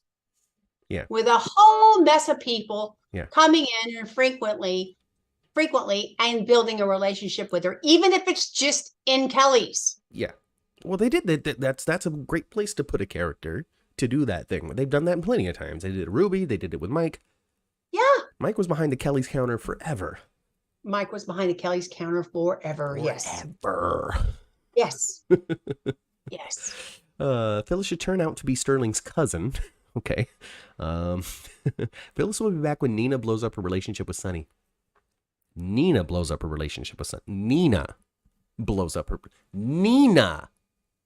is going to blow up the... Daisy! You know Sonny's going to ruin that thing way before Nina will. I think they will... I think they will equally just make a mess out of it. Bobby owns Kelly. Bobby does own Kelly's, but Bobby doesn't work at Kelly's. She just collects the profit. We're talking about the person that's actually behind the counter, because Bobby ain't never behind the counter. No, I'm talking about, who's running the show, who's there. The Spencers owned it when Mike was running it too. Yeah. The Spencers have owned it forever. Yeah. So Nina blows up her relationship with Sonny. I don't know why I took such offense to that. Well... if Nina goes after Carly, I don't know. If Nina were to go after Donna, sure. But going after Carly, I don't know. I don't think that Sonny would necessarily be like, leave Carly alone. Just, I don't know. I tell you what, though, when it came to Liesel and Carly in the elevator together, Oh yeah. whoo, Carly was thinking quick. That was very smart of her. I don't know exactly what you're referring to. I remember the scene. I remember that Well, Lisa was she said, I can't help you with your relationship. I can't help Dina with a relationship with Willow, but I can help you. well, Carly's just a coward, isn't she? But at the same time, though, yes, she is. However, Carly's style would have been F you both. Um, you know, that'd have been more Carly's response if she's true to being Carly. But with Aunt Lisa being able to go spend some time with Willow, she will soften Willow to Nina, and she will get what she wants. Yeah. Oh gosh. Because it is a way. It is a bridge to Nina. It is. Aunt Lisa will be a bridge to Nina. Especially when her bone marrow turns out to be the match, which exactly. we predicted on the 10th floor 6 months ago. When this cancer first hit, we're like, Liesel's gonna save her. Yeah. And I tell you, they really lightened up Liesel because Liesel of old would have I actually have problems with this. Snatched her ass in that. I actually have problems with this. Okay. And Melissa just wrote something on the same thing. Obrecht didn't seem that upset with Carly on the Obrecht scale. Exactly. I was disappointed because when they teased that whole elevator walk-in thing, and then Liesel was just like, "Oh, Carly, if only there was a way for you to please do something." I was just really disappointed because I know people have been asking for the Carly drag. They're waiting for Carly to be dragged across every single set, like in Blazing Saddles, across, just a handful of just, how dare you? And then punching her and just, you're horrible. Like, people have been wanting this. Unless you're a big Carly fan, you don't want this. But if you're not a big Carly fan, you've wanted this. And when Liesel walked into that elevator, I'm like, okay. Liesel's it's a showdown. That's what I thought. Liesel is going to pull the emergency thing and be like, listen here, you stupid bitch. Yep. But that didn't happen, and I was disappointed, honestly. No. But she still got what she wanted, and maybe that was just the Obrecht tactic to kiss Carly butt. I don't know. And if maybe Carly would have reacted differently, we would have got a different Obrecht too. Carly wasn't full of fire either. Daisy, I said that just to be controversial. I don't think Carly's really a coward. But I would be afraid of Liesel. If Liesel came in being like, hey, could you really please maybe just kind of, help mend some bridges, please? I'd probably be like, oh my God, this isn't what I expected. This is more terrifying than you yelling at me. I'm going to figure this out. Yes, I'll figure something. You can meet her. I can't help with Nina, but I can help you. You can meet her. Yes. Just get out of this elevator and leave me alone. And don't stab me, please. Don't lock me up. Don't tie me to a bed and light the house on fire. We're going to get you into a room with Willow. What we're gonna do. I would do the same thing. Okay, I would do the same thing. I'm afraid of. But I thought she was gonna have more fire for her. I did. I thought she was gonna be a little more scary, a little more in her face. Yeah. She wasn't. Yeah. Will Willow die? No, Willow's not going to die. No, Willow's not. No, she's gonna go to the last moment. We might even have another heavenly harmony. Maybe even throw some Manel in there. And have her turn running, screaming back away from the light toward her body like Ghost Dad. That's what we're going to do. Carly was expressing contrition. That's exactly what we've needed from Nina since the Tano. I still feel as though Nina's been way cooler about all of this. Anybody else? Bye, Kaiwan. Thank you for coming. I don't know. I don't know. I'm still officially on Nina's side with this. I really think she's gotten just the worst of everybody when it comes to this. If Sonny didn't fall in love with her, this wouldn't be a problem. It wouldn't be. Yeah. It wouldn't be. Yeah, it's true. If Sonny was just like, oh, screw that lady, she should have said something, and then got back with Carly and didn't sleep with Nina and all of that, then this wouldn't be a problem. I think part of the reason why he fell so hard for her was because, he was kind of an island at the time, being Smike. Yeah. But at the same time, remember he was having those dreams about the blonde that didn't turn around and he couldn't see her face. Right.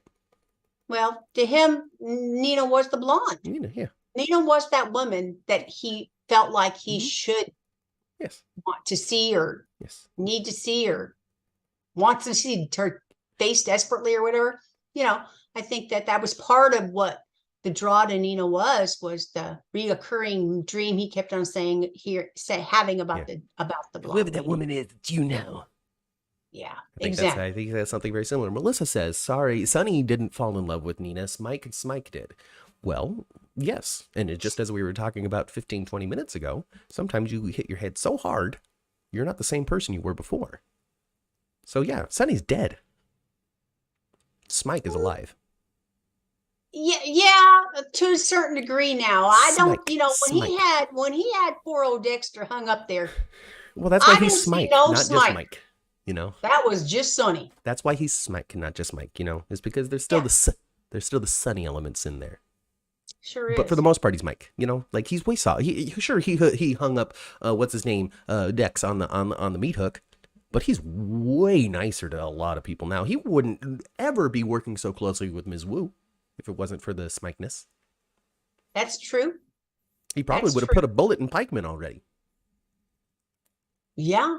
The blonde that's about to heat up too, huh? That's heating up, isn't it? So basically this is going to be fun in the next couple of weeks, okay? Because they have made sure in the same episode to let us know, and this was last week, not this week, but they made sure in the same episode to say that the first Pikeman shipment is happening in 2 weeks, and they made sure that Willow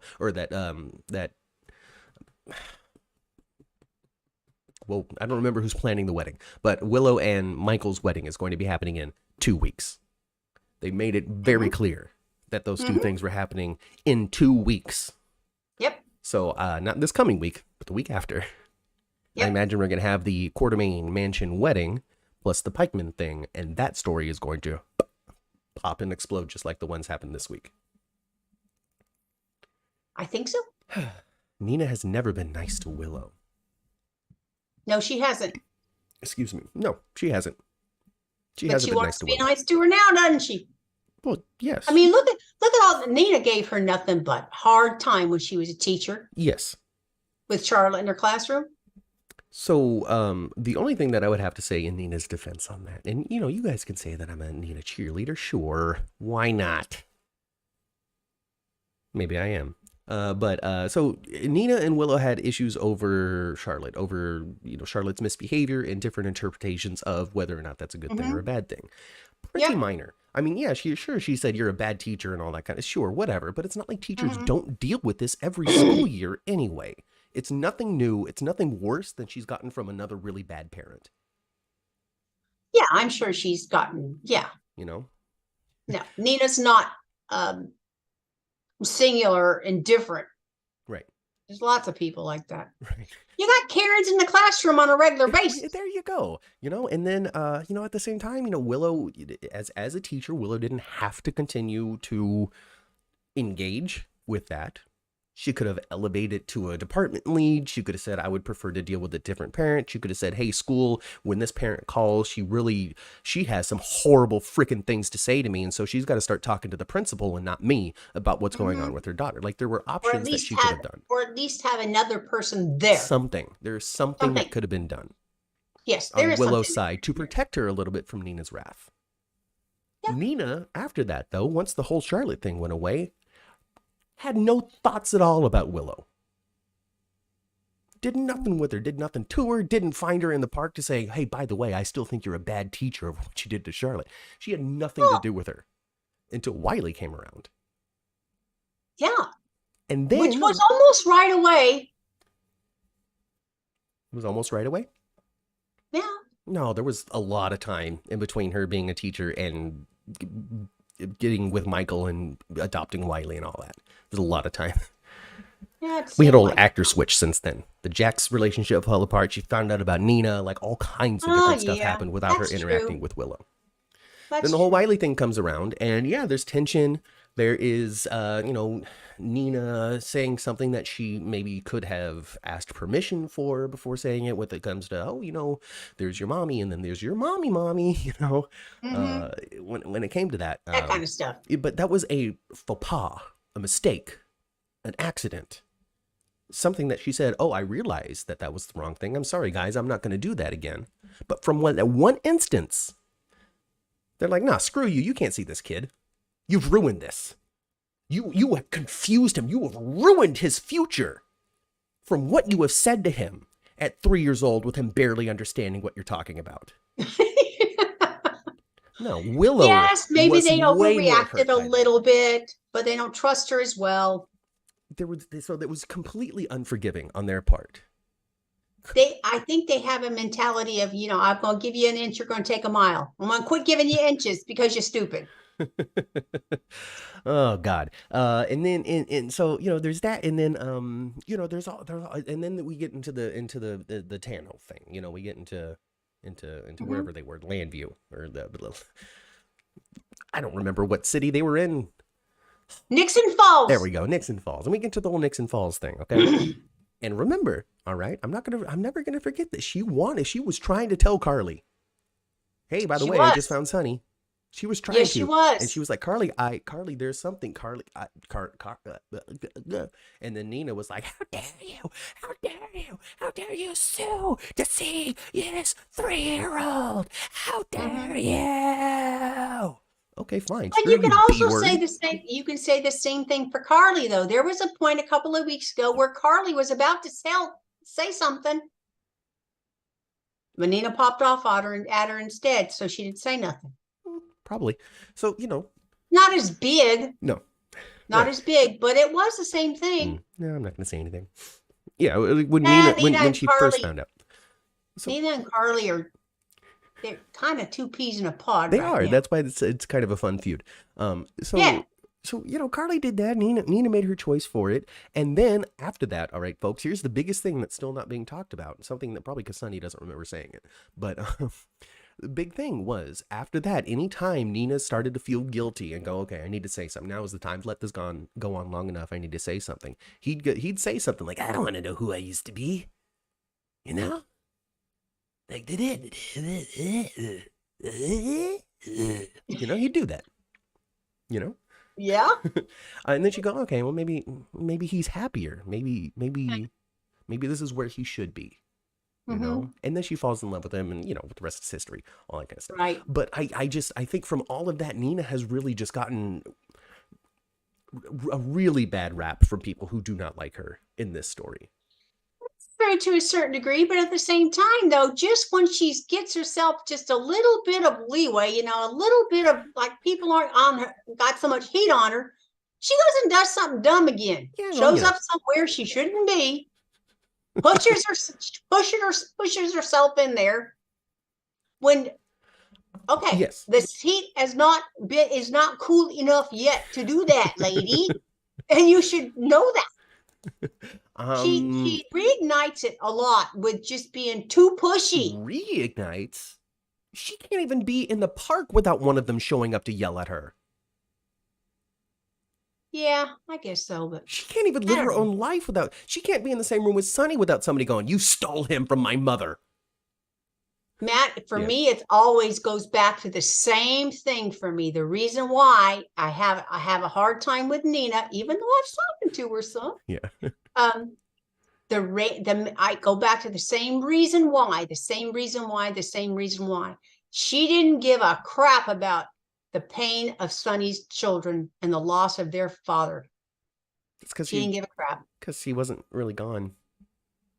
Exactly. And she has no relationship with those kids. They thought he was. They were crying real tears thinking he was dead. What did she owe them? What did she owe them? Truth. Please. Why? Truth.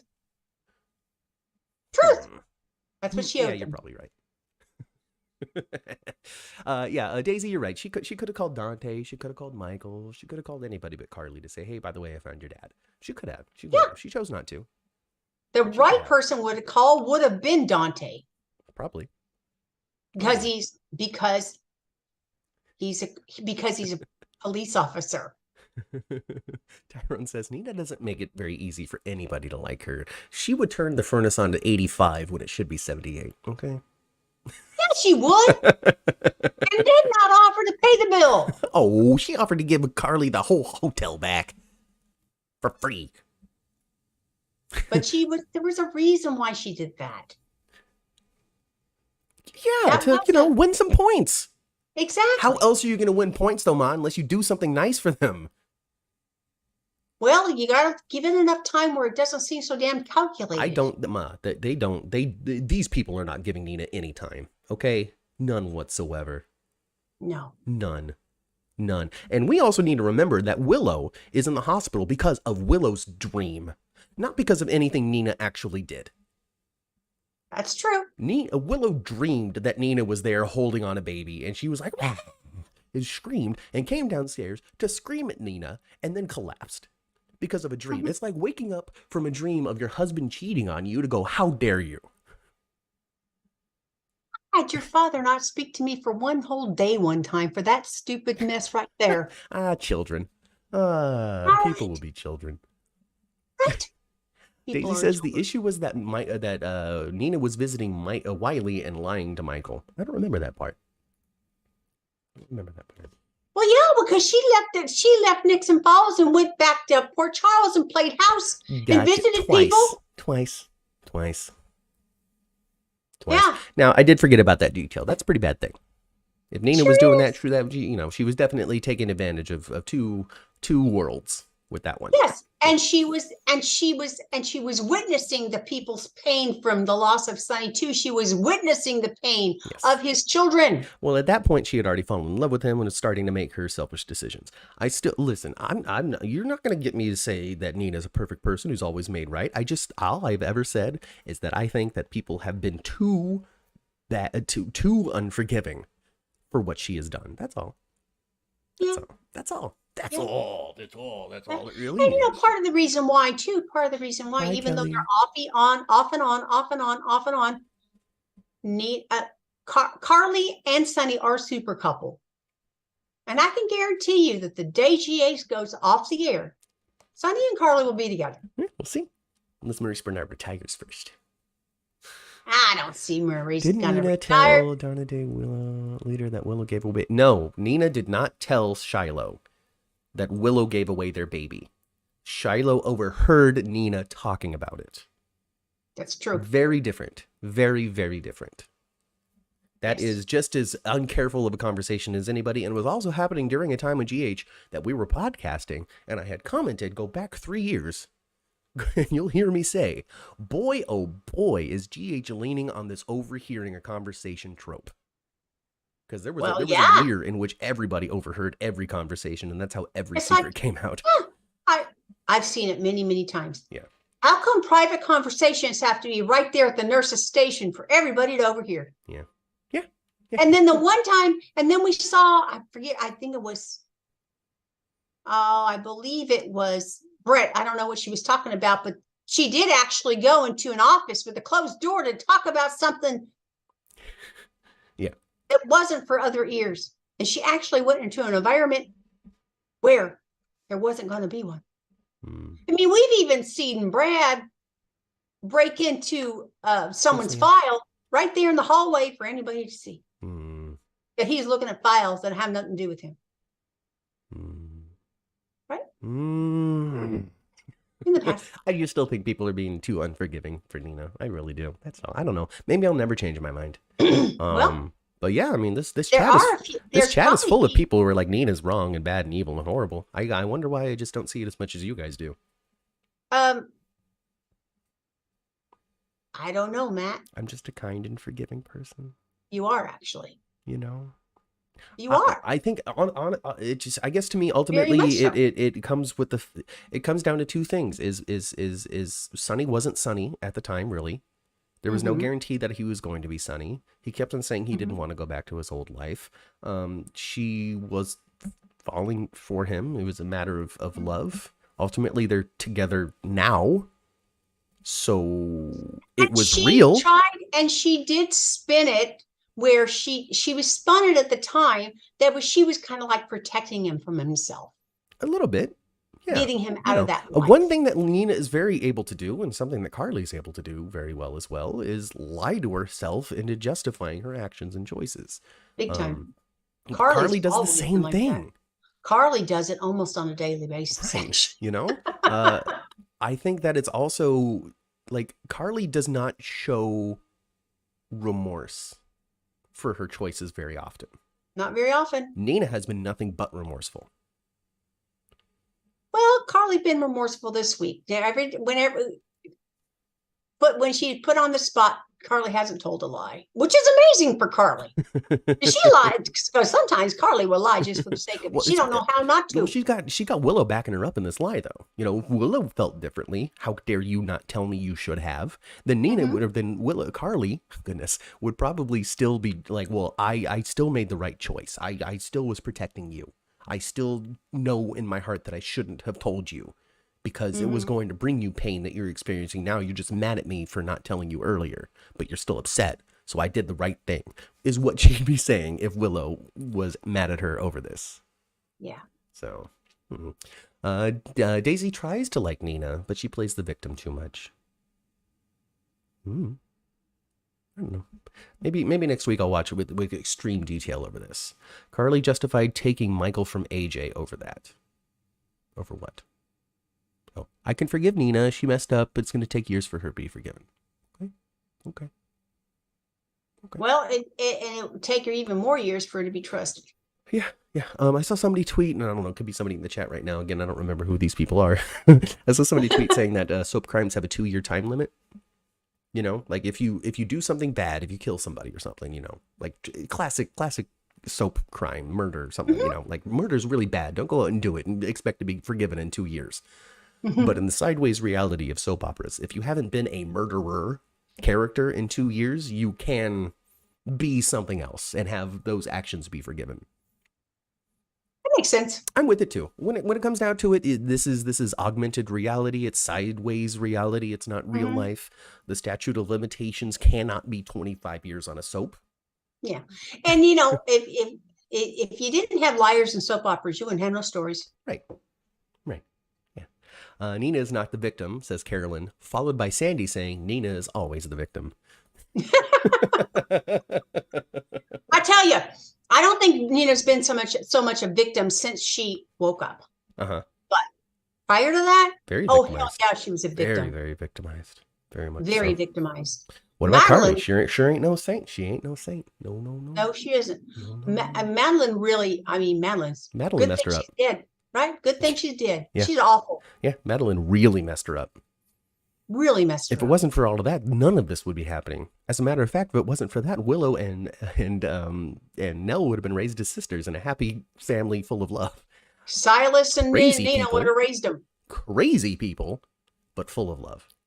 And perhaps they wouldn't even be together because Silas was not a good husband. He's flipping around quite a bit and doing all kinds of things. Why would she give Nell's necklace to one of her victims? Okay, all right. Was it a poor choice? Probably. Was it a desperate choice? Yes. Does Willow have more than 20 seconds left on this earth? No. At this point, Nina's just trying every possible thing that she can to make a connection before Willow dies. Yes. And so she is desperate. This is something that she shared. This is a symbolic representation of our family unit. So that's what I'm giving her is the fact that we are family, not what we've done to each other, not what we mean to each other, not how much we like each other, but to show you that you have a biological family and we are here for you. Liesl said the same thing. You come from a line of strong women. Yeah, she did. And whether or not you want to be a part of this family, you are a part of this family. Yeah, she did. So I think that Liesl has so much more ability to get to Willow and to change her thought pattern a little bit because she has not done anything to her like Nina has. No. She didn't. Pushing through that door with that necklace was not a good idea. Just having Liesl go talk to her was all she needed to do. So, yeah. But I understand, though. Yes, she's grasping for anything. anything, any straw that could maybe give her some kind of pleasing Something. memory, some kind of occasion that she can look back on. At If least she she dies, accepted the necklace. yes, Something. something that she could hold on to, something of endearment, some kind of Right. conversation, some kind of interlude that was positive, where she never got that with Nell. No. One of the last things she did to Nell was not testify for her. Remember? She did testify for her, though, or against her. Against her. She did. Yeah. So the one, you know, she did have like 2 or 3 like major conversations with Nell before she died, but none of them were positive. I mean, there was like one conversation that they had, and it was just before the testify, and I remember it so well because it was the last thing that happened before we went into the COVID break. Was pretty much Nina getting sworn in, and then we had no idea what she was going to say for 3-4 months. But I remember the conversation that she had with Nell, where where it was starting to leave the audience wondering what Nina's decision was going to make, because she had started to kind of understand the lengths that Nell was willing to go to for family, for children, for love, for whatever it may be, you know? Ultimately, she testified it against her, which led to the demise. It did. And, you know, I think it was kind of good, actually, that they had that one scene where Nell came back was a ghost and they were at the graveyard. And Nell really showed her she didn't have no deep redeeming qualities. No, and that was very important for Nina, because ever since that, the writing for Nina has really fallen off of the I could have saved her. Now she says, I would like to have had the chance to. Yes. But the confidence of I could have made Nell into a different person entirely is gone from Nina after that experience. So I don't know. We'll see. Grasping is just pushing Willow away. And Nina didn't know that. And sometimes when you're desperate for that connection, you don't realize the harm that you're doing in trying to repair something. And that's the thing for Nina on a regular basis. That's not the first time. She always has good intentions. For the most part, she has some good intentions. Some self-serving good intentions, but some good intentions. But she never, you know, she don't have a whole lot of common sense. Yeah. 20 years laying in that bed took something away from her. Common sense seems to be it. You know, I agree, Medora. I agree with you, Ma. I agree with everybody. Common sense is a little lacking. The necklace shouldn't have been done. All I can do is explain the reasoning. You can accept the reasoning, or you can reject the reasoning. We all know what the result was, which wasn't good. So, you know what I would love to see someday, because I just remember the scene so clearly. Remember when Willow recognized the necklace? Yeah. She's like, oh, I thought I had. Never mind. Yeah. I would love to for them to go back to that and explain that. I'm not sure they're going to, because the time would have been like now. Yeah, I don't think they would. I kind of halfway expected that when she went into her room with the necklace. That Willow have been more right. So I hadn't seen the scene before people had been reacting to it on Twitter, right? And so I mistakenly, sorry, Angela, I had replied to Angela saying, oh, you know, it depends on how you're seeing this necklace. If you see it as 2 halves of Nina's heart split between two kids, then, you know, this is kind of pretty. But if you see it as, you know, half of her heart and half of Nell's heart, then no, that's bad. That's no good. We shouldn't have done it. Now, I didn't realize at the time that Nina's explanation was, this is the representation that you have with your sister. And I'm like, Nina, you fool. What are you doing? My God, no, don't say that. The thing is, this heart was broken in 2. I thought it represented me and my daughter. But what it really means is my heart has been split in 2 between my daughters, which includes you. And I just want you to have this. That's what she needed to say. She didn't say that. And she could have actually brought up her mother. My mother true villain took you away from me. Yes, the true villain now is Madeline. Is it true that Nina is way more interested in having a relationship and being nice to Willow now that she's found out that's her daughter? Yeah. I don't understand why that's a problem. I think that's more of a natural Isn't response, that I would think. normal for you to Yeah, I find think out that so. somebody you hate is related to you and for you to start going, okay, well, I need to find a way for. Now, if I find out that somebody I don't like is my cousin, it's like, okay, well, I gotta find a way to make this at least so we can be in the same room together. If I find that Mm-hmm. somebody's my brother or my child, there's like that genetic love like appears, Mm-hmm. you know, that you Mm-hmm. gotta engage with, and that's what Nina's. Anyway, anyway, Willow will forgive Nina if Nina doesn't screw it up. Well, that's not very specific, Medora. The writers changed up the necklace story. It seems like it. The writers, the show. I'd rather say the show rather than the writers because I think that's a little specific, a little too Mm-hmm. specific to put blame on. But I feel as though the show introduces some things but doesn't know what it is yet, and they need to pull off of that some. Like Marshall, they introduced Marshall but didn't know really who he was yet. Yeah, it'd be better, I think, if they had a little, maybe a little more planning A little bit, behind it, just a a couple little of more more meetings planning before behind the character. introducing something. And then in cases like Cody, we haven't seen Cody in forever because Cody no longer has anything to do since Britt's not there. And True. Dante's in another country right now. That's So, true. maybe having a little bit more for a character when they're introduced as well, rather than just the romance Yeah. might be better as well. I don't know. We'll see what happens. Maybe another 60 years is gonna, show us what things could be. Because we're in the 60th anniversary now. I don't have my magazine yet. I don't think you have your Oh, magazine you yet. know what, Matt? I have not been able to find it. Well, that's good. People Magazine has done a lot of special. They've done 4 or 5 special Mm-hmm. issues this month. Oh, okay. They have People has a big Elvis Presley issue. Mm-hmm. They have a big Whitney Houston issue right now. Oh, okay. And I found all those on the newsstand this morning, I wonder if they could just get like 3 copies of the General Hospital one. but no General Hospital. And I was at Walmart. Not only did I go to the furnace store, where the magazines are for the impulse buy, Yeah. but I went to the back of the store where the magazine rack is too, You to have to look for order it from there. Amazon. I might have to do that No myself then. General Hospital 60-year People magazine that I could find so far. How about you guys? Have you guys found one or purchased one? You let us know. That'll be the last thing we say here because it's a little bit after 1, so you got to go and make sure that you're ready for them There are kids. children at the door. You I can hear hear them now. Okay, I all hear right. Well, them. everybody, let us know in the comments if you got your People magazine. Let us know what your thoughts are as well as to what happened during the week, what your thoughts are in People magazine, what you think about Nina. Let us know in the comments, not the chat, because the chat's about to get closed.